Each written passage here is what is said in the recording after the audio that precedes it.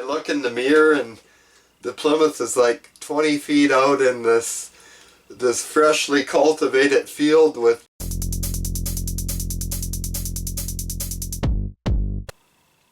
Hey there, and welcome to Car Stories with Matt.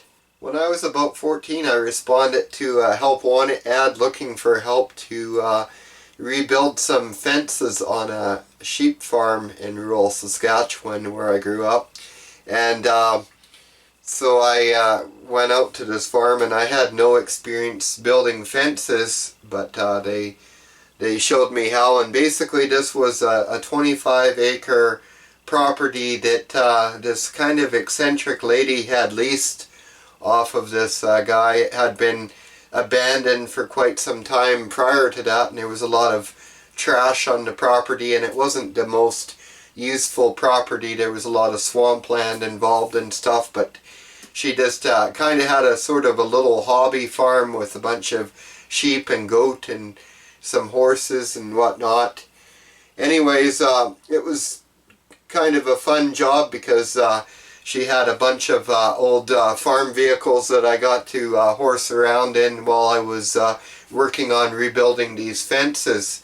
And as I said, there was a lot of trash around, and I've always been interested in sorting through old trash and stuff. And there was some old vehicles on the property too. There was a 74 Satellite on the property, and an old Dodge truck that had actually burnt up in a fire previous, and there was a bunch of other scrap metal heaps just in random places around the property. And I didn't really go exploring to start with. I was just working on the fence, but as I was going along, I came to this scrap heap, and sticking out of the front of the scrap heap was the nose of a 57 Plymouth Savoy, and it was actually laying upside down on its roof. But the front end of this car was pretty well immaculate, like the grill and the bumper and all that was all intact, and it was quite a sight. I had never seen a 57 Plymouth before, and I was pretty well obsessed with the 50s cars at the time, so I'd seen them in books and stuff, and seeing one in person, I mean, till that point I'd always thought the 57 Chevy was like the ultimate 50s car, but as soon as I laid eyes on that Plymouth, I'm like, that is where it's at. And so I obviously wanted the car instantly. The second I laid eyes on it, it was love at first sight, and I was determined that car was coming home with me one way or another. So I got a hold of the property owner, which was, he was a bit of a shrewd negotiator, but we worked out a deal on it, and I had to save for a while. I remember it was only $100 if I remember right, but I didn't have $100 at the time. And so when Christmas rolled around, I had my Christmas money, and so I literally phoned him up over Christmas and told him I had the money, and went and paid for it, and got my bill of sale. And he was actually supposed to move it home for me too as part of that, but he was a busy guy. He's a farmer, and so he didn't get around to it real quick. So I grew pretty antsy, and I kept making trips out there. I had a little off-road go-kart, and I had a 175 Yamaha dirt bike at the time, and so I'd be riding out there on my go-kart or my dirt bike and work on the car a little bit. And when I found it, the rear axle was all pulled out of it and stuff. In fact, I think that's why it was rolled over, just to get some parts off of it. I think the drive shaft was missing, and all the wheels were missing off of it. And so I had to work at putting all this stuff back and finding wheels that fit it. I ended up modifying some wheels off of a newer Dodge, and then it had those right hand and left hand thread lug bolts, and they were all missing, and so I had to track down a bunch of those. And so I was going out there. There was actually the lady's little niece was out there. She was a bit younger than me, but I kind of had a mad crush on her at the time too. And so going out there to work on the car was a really good excuse to get to see her as well. And so yeah, that was a really fun summer hanging out with her and working on the car out in the field. And I ended up getting everything ready to go, and I stacked a bunch of tires next to the car.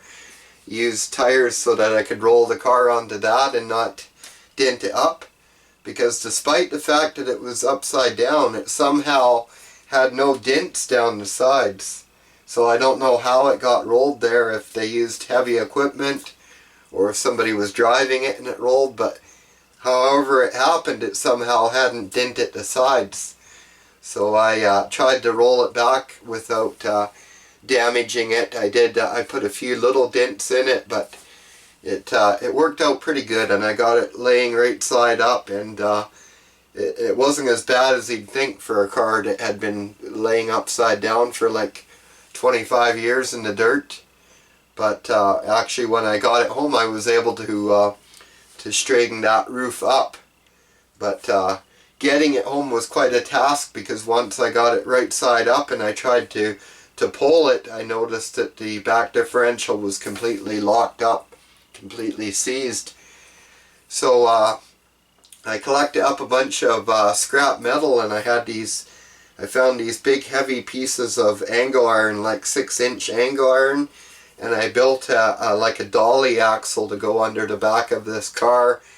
And I had to bolt it all together because I didn't have a welder at the time. But I had the 83 Subaru that I mentioned in a previous story, an 83 Subaru wagon, and I had it all stripped down.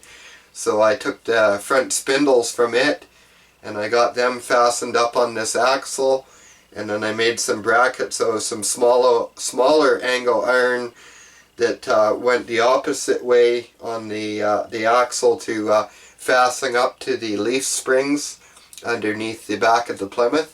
And then I just C-clamped them to the leaf springs, so that way I was able to take the wheels off the differential, so the back of the car was sitting on this axle. And then I used the little 88 Nissan that's always been in my family. That's been like a family vehicle. Well, by now I had a license and I was driving that.